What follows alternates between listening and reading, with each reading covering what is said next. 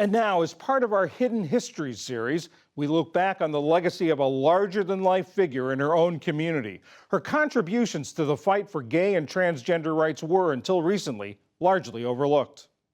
I drank my part in the gay movement this year. She was fondly known as Saint Marcia, a central figure in New York City's gay liberation movement, a model for artist Andy Warhol, and an advocate for transgender and homeless youth.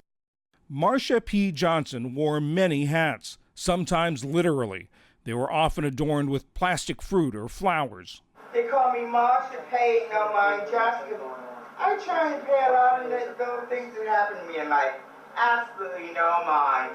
Assigned male at her 1945 birth in Elizabeth, New Jersey, Johnson started wearing clothes made for girls when she was 5, but felt pressured to stop after being sexually assaulted by a 13-year-old boy.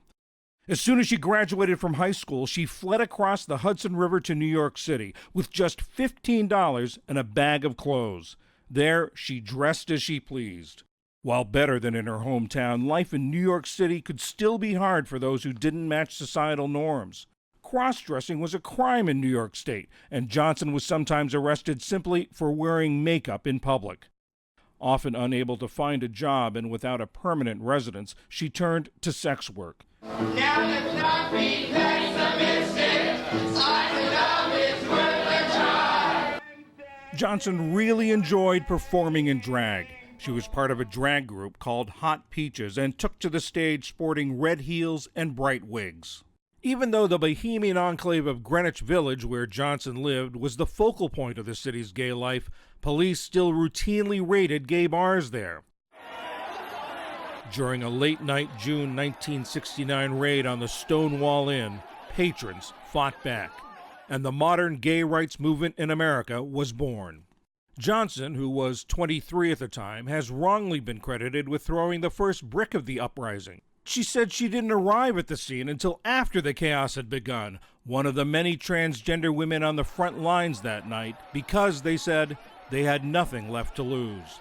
Johnson may not have started the Stonewall riot, but for decades to come, she was a key player in the LGBTQ+ rights movement that it sparked, even as many gay and lesbian groups marginalized transgender people.